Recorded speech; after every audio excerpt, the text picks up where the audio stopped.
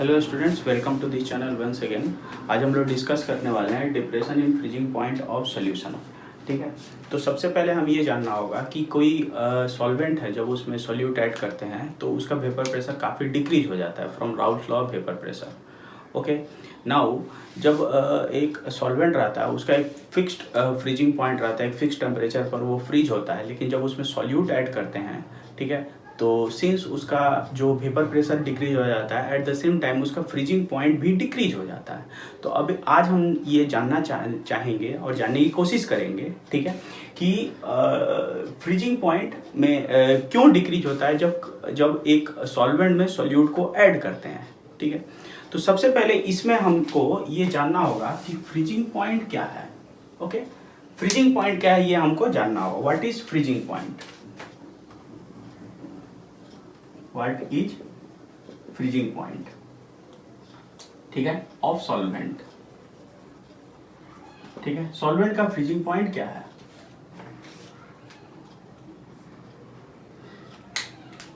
तो the temperature at which vapour pressure of liquid phase of solvent becomes equal to the vapor pressure of solid phase of solvent, then the solvent starts to freeze। ठीक है, यानी freezing point एक ऐसा temperature हो गया जिस temperature पर ये कंडीशन मेरा अचीव होता है। कौन सा कंडीशन? ये वाला condition.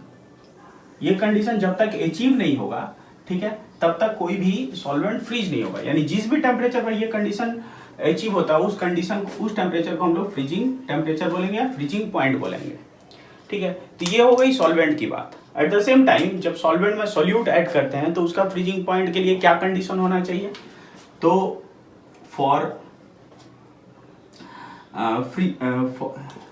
in the case of solution, ठीक है, in the case of solution freezing point कैसे डिफाइन करेंगे?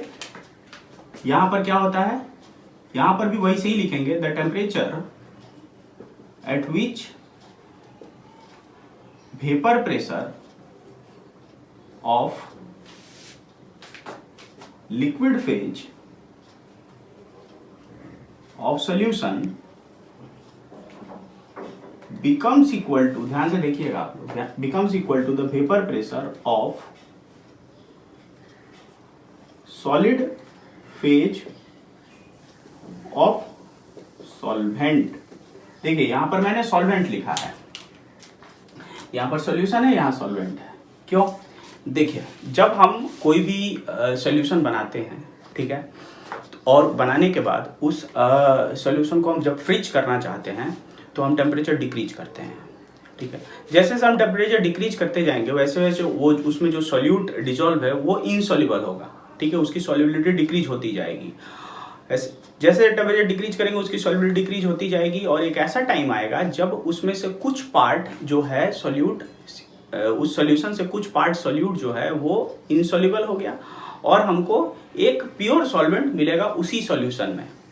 ठीक है, उस कंडीशन में क्या होगा कि उस कंडीशन में जो, यानी वो कंडीशन जिस भी टेम्परेचर पर आएगा उस टेम्परेचर पर क्या होगा कि जो उस सॉल्वेंट के सॉलिड फेज के ऊपर, यानी वो जमेगा तो सॉल्वेंट ही ना, तो जब वो सॉल्वेंट जमना स्टार्ट करेगा जो उससे सेपरेट हुआ है, ठीक है, सॉल्यूट उससे सेपरेट होकर जो सॉल्वेंट मिला है सॉल्यूशन में, वो जब ना स्टार्ट करेगा तो उसके ऊपर जो वेपर प्रेशर आएगा वो वेपर प्रेशर उस सॉल्यूशन के वेपर प्रेशर के बराबर जिस भी टेम्परेचर पर होगा उस टेम्परेचर को बोलेंगे हम लोग फ्रीजिंग पॉइंट ऑफ सॉल्यूशन।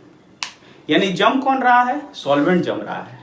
कब जम रहा है? जब सॉल्वेंट जो सेपरेट हो उसके ऊपर पड़ने वाला वेपर प्रेशर उस सॉल्यूशन के लिक्विड फेज के वेपर प्रेशर के बराबर होगा, तब जाके वो जो सॉल्यूशन है वो फ्रीज होगा। बात समझ में आ गई? अब हम लोग इस जो डिस्कस किए इसको हम लोग एक बार ग्राफिकली देखें तो ज्यादा समझ में आएगा। देखिए आप लोग, ये मेरा ग्राफ है, इधर मैंने टेम्परेचर लिखा है, टेम्परेचर एक्सिस है, ये वेपर प्रेशर एक्सिस है। ओके,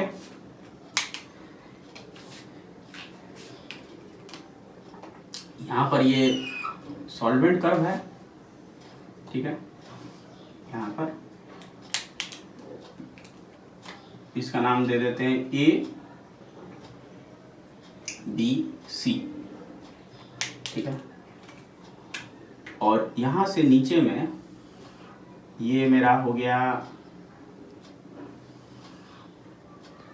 सी सी डी, ये मेरा सॉल्यूशन का वेपर प्रेशर कर्व है, ये मेरा सॉल्वेंट का वेपर प्रेशर कर्व है, और ये वाला जो है वो सॉल्वेंट के सॉलिड फेज का वेपर प्रेशर कर्व है। तो यहाँ पर अगर मैं लिखूं एक एक करके, ए बी जो हो गया, A B vapour pressure curve of solid phase of solvent, BC जो हो गया वो हो गया vapour pressure curve of liquid phase of solvent, और CD जो हो गया, CD वो हो गया vapour pressure curve of liquid phase of solution, ठीक है, सॉल्यूशन, ठीक है।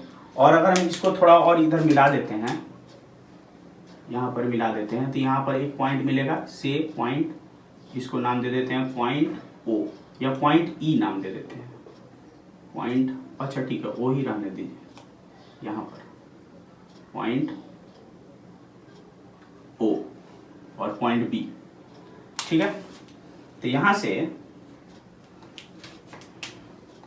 ये CD जो है, इसको अगर हम CD के जगह OC लिखें, OD, C हटा दीजिए, OD, तो OD हो गया vapour pressure curve of liquid phase of solution, और यहां से AO जो हो गया वो हो गया vapour pressure curve of AB का ही पार्ट है, AB का ही पार्ट है AO, तो AO भी हो जाएगा vapour pressure curve of solid phase of solvent, ठीक है। अब देखिए यहां से जो ये पॉइंट हमको मिला है, ये पॉइंट क्या इंडिकेट कर रहा है, इस पॉइंट पर आपका जो AB कर्व है और BC कर्व है, दोनों मीट कर रहा है। तो AB किसके लिए है, AB है सॉलिड फेज ऑफ सॉल्वेंट के लिए, BC जो है वो लिक्विड फेज ऑफ सॉल्वेंट के लिए। तो सॉलिड फेज और लिक्विड फेज का सॉल्वेंट जिस पर्टिकुलर पॉइंट पर कट कर रहा है वहां पर इक्विलिब्रियम आ रहा है, उस पॉइंट पर इक्विलिब्रियम आ रहा है, यानी उस पॉइंट पर vapour pressure liquid phase of solvent और सॉलिड फेज ऑफ सॉल्वेंट दोनों का बराबर है। तो यहां पर ये इसका करस्पॉन्डिंग जो हमको टेम्परेचर मिलेगा, ठीक है, वो टेम्परेचर होगा क्या, फ्रीजिंग पॉइंट ऑफ सॉल्वेंट। तो यहां पर TF जो मिला वो हो गया freezing point of pure solvent, ठीक है, TF। सिमिलरली अगर मैं इधर लिख रहा हूं TF, सिमिलरली अगर वही कंडीशन यहां पर देखिए कि अगर OD और AO, OD क्या हो गया, OD हो गया vapour pressure of liquid phase of solution, और AO क्या हो गया vapour pressure of solid phase of solvent. तो यहां पर लिक्विड फेज ऑफ सॉल्यूशन और solid phase of solvent solution का वो इस पर्टिकुलर पॉइंट पर इक्विलिब्रियम में, वो पॉइंट पर। तो यहां पर एक टाइम अगर हम इसका करस्पॉन्डिंग टेम्परेचर जानना चाहते हैं तो हमको यहां से मिल जाएगा करस्पॉन्डिंग टेम्परेचर TF डैश। तो यहां पर TF डैश क्या हो जाएगा, फ्रीजिंग पॉइंट ऑफ सॉल्यूशन। तो जो सॉल्यूशन का फ्रीजिंग पॉइंट है वो ग्राफिकली कम मिल रहा है, सॉल्यूशन का फ्रीजिंग पॉइंट ग्राफिकली कम मिल रहा है, इधर डिक्रीज हो रहा है। दैट मींस यहां पर TF डैश का जो वैल्यू होगा लेसर देन TF होगा। दैट मींस यहां पर अगर मैं डिफरेंस निकालता हूं TF डैश माइनस TF, तो हमको जो वैल्यू मिलेगा वो नेगेटिव वैल्यू मिलेगा। दैट मींस क्या हो रहा है, फ्रीजिंग पॉइंट डिक्रीज हो रहा है। ओके, ठीक है। और यहां से जो पॉइंट B जो है वो क्या हो गया, point B, at point B कौन सा कंडीशन अचीव हो रहा है, यहां पर मैं अगर इसको ठीक से करूं,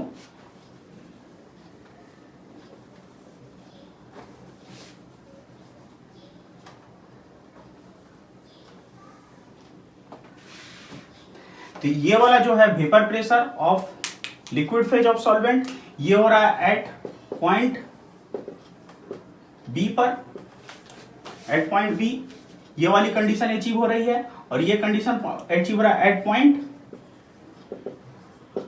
ओ पर, ये एट पॉइंट ओ पर हो रहा है, ये एट पॉइंट बी पर हो रहा है। एट पॉइंट बी पर क्या हो रहा है, vapour pressure of liquid phase of solvent और solid phase of solvent equilibrium में है, इक्वल है। और यहां पर भी क्या हो रहा है, vapour pressure of liquid phase of solution और सॉलिड फेज ऑफ सॉल्वेंट वो इक्विलिब्रियम में है, इक्वल है। तो यहाँ पर ये भी फ्रीजिंग पॉइंट हो गया किसका, सॉल्यूशन का। तो दोनों का डिफरेंस यहाँ पर आया। अब यहाँ पर डिक्रीज कब हो रहा है, सॉल्वेंट का वेपर प्रेशर, ठीक है, या सॉल्वेंट का फ्रीजिंग पॉइंट कब डिक्रीज हो रहा है, जब उसमें सोल्यूट ऐड कर रहा है। इसका मतलब क्या हो गया कि सोल्यूट में जितना ज्यादा हम सॉल्वेंट में जितना ज्यादा सोल्यूट ऐड करेंगे, जितना ज्यादा सोल्यूट ऐड करेंगे सॉल्वेंट में, उस पर्टिकुलर सॉल्वेंट का जो फ्रीजिंग पॉइंट है, यानी सॉल्यूशन जो बनेगा उसका जो फ्रीजिंग पॉइंट है वो डिक्रीज होगा। ठीक है, ये हमने ग्राफिकली भी देखा और यहां पर हमने कंडीशन भी जाना। ठीक है, रीजन तो मैंने डिस्कस कर ही दिया था। ठीक है, मैं मिटा रहा हूं ये पार्ट, अब देख लीजिए। यानी मतलब क्या हो गया यहां से कि जो डेल टी एफ हो रहा है वो decrease in freezing point of solution is directly proportional to the amount of solute, amount of solute added कहां पे, इन सॉल्यूशन में, amount of solute added in solvent में, जो सॉल्यूशन में मेक कर रहा है to make solution, to make solution. ठीक है, दैट मींस क्या हो रहा है कि जो decrease in freezing point is directly proportional to the molality of solution, molality जिसको कंसंट्रेशन इसमें लिखेंगे ऑफ सॉल्यूशन। तो that means decrease in freezing point is directly proportional concentration in molality. तो यहां पर एक प्रोपोर्शनलिटी कांस्टेंट हटाने के लिए एक कांस्टेंट लाएंगे, दैट इज केएफ कंसंट्रेशन। तो यहां से एक पॉइंट आ गया, ये एक इक्वेशन आ गया जहां पर केएफ क्या हो गया, केएफ एक अननोन पैरामीटर है जो क्या है, जो है molal freezing point, molal freezing point depression constant, depression constant. ठीक है, और क्या होता है इसको बोलते हैं, ये उसका दूसरा नाम क्या है, molal cryoscopic constant, molal cryoscopic constant.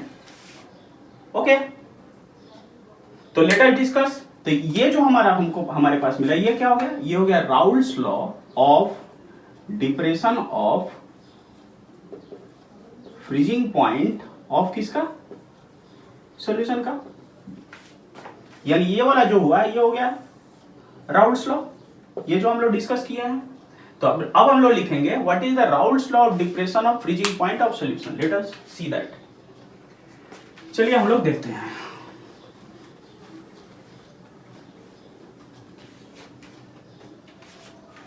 तो Raoult's law of depression in freezing point of किसका, सॉल्यूशन का। ठीक है, इसमें दो लॉ है, ये फर्स्ट लॉ है। फर्स्ट लॉ क्या बोल रहा है, ध्यान से देखिए आप लोग, when non volatile non electrolyte solid solute is added into pure solvent, then the decrease या depression in freezing point of solution will be directly proportional to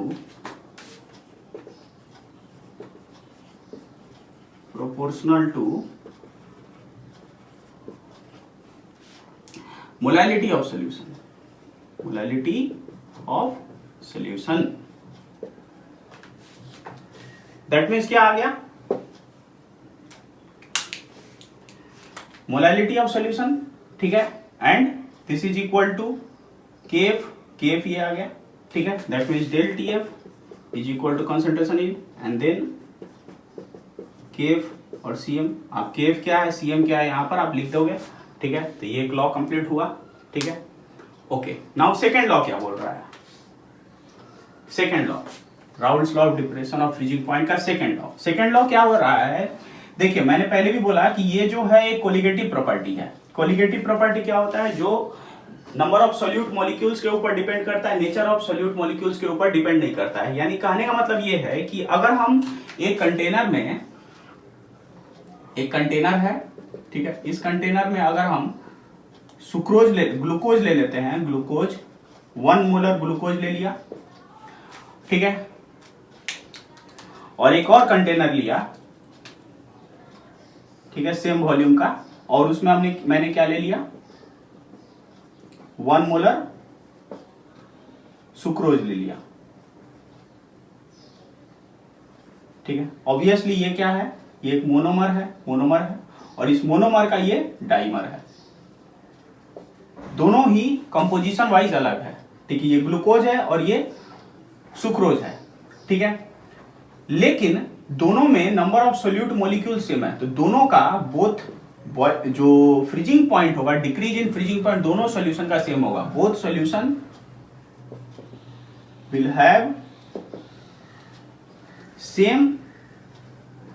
same value of decrease in freezing point.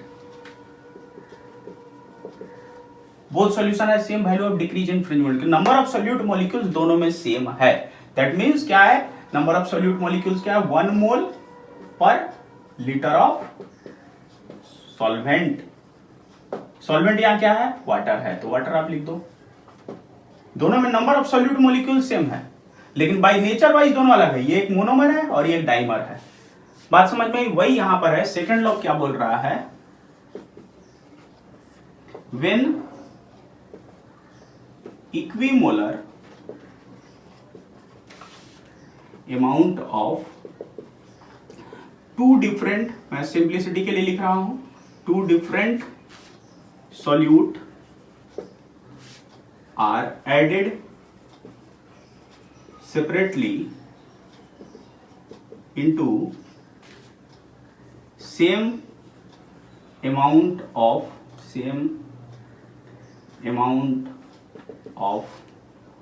solvent, same amount of same solvent, then the value of decrease in freezing point of solution of both solution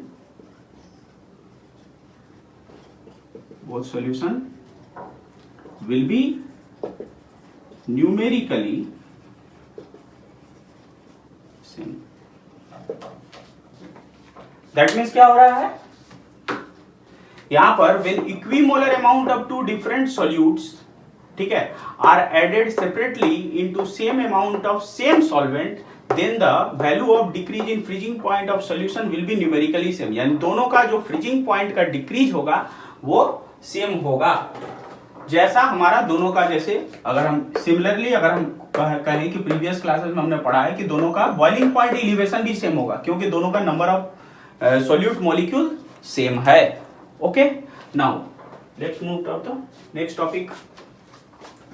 So these are the two law of depression of freezing point of solution. Now let us discuss the unit of definition of Kf. Definition of Kf. What we have? We have del Tf equal to Kf into concentration in molality. If concentration in molality is 1 molal, that means 1 mole of solute per kg of solvent. तो क्या यहां से हम लोग लिखेंगे? Then क्या हो रहा है? Then del TF equal to KF. That means कि when 1 mole non electrolyte non volatile solid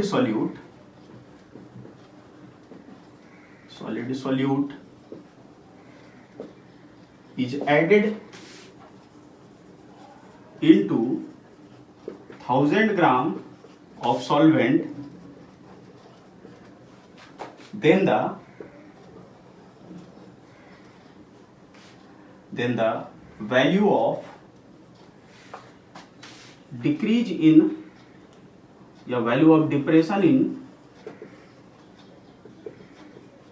freezing point, that is del TF, value of depression in freezing point of solution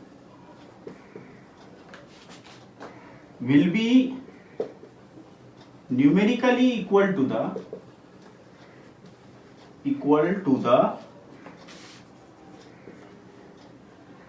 the molar cryoscopic constant or molar freezing point depression constant, that is KFK. Okay, अब देख लो कि 1 mole of non electrolyte non volatile solid solute is added to 1000 gram of solvent. तो जो value of depression in freezing point है, ठीक है, value of depression in freezing point will be equal to the KF. Okay, now let us discuss the unit of KF.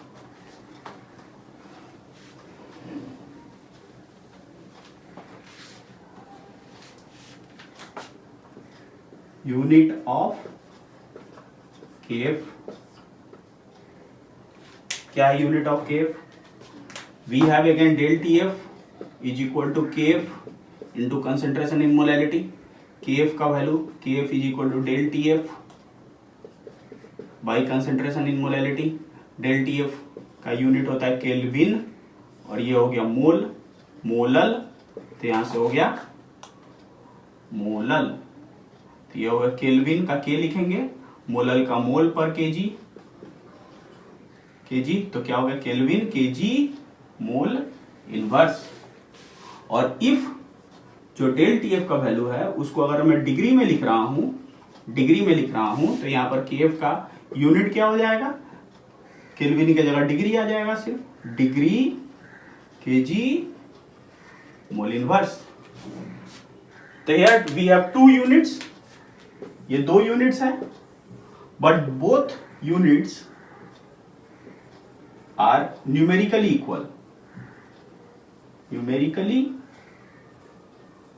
Equal, मतलब दोनों का numerically value same होगा, क्योंकि यहाँ del TF, अगर ये डेल टीएफ क्या है? Difference of temperature. अगर केल्विन में ले डिफरेंस सेम आएगा, डिग्री में ले डिफरेंस सेम आएगा। आप न्यूमेरिकल करोगे then you will be able to understand कि what I want to say. Now what is the thermodynamic definition of KF?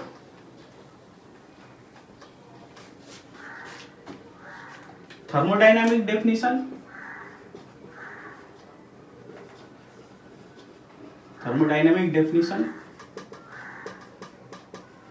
of KF क्या है? KF is equal to RT F square by 1000 HF, ये है unit KF का definition, जहां पर R क्या है? Universal gas constant. TF क्या हो गया? Freezing point of pure solvent. HF हो गया लैटेंट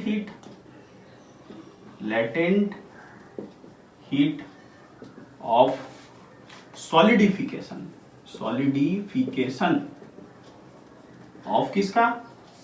सॉलिडिफिकेशन ऑफ पर ग्राम ऑफ किसका? सॉल्वेंट का। तो that's it for today's class, ठीक है। आप देख लो इसको।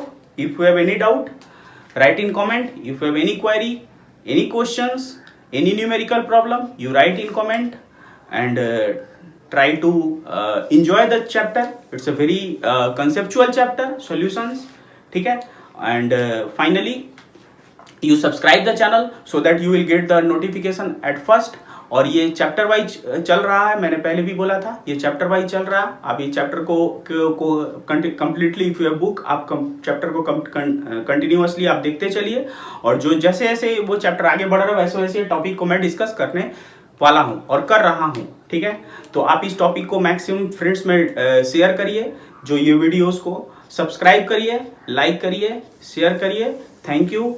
वंदे मातरम।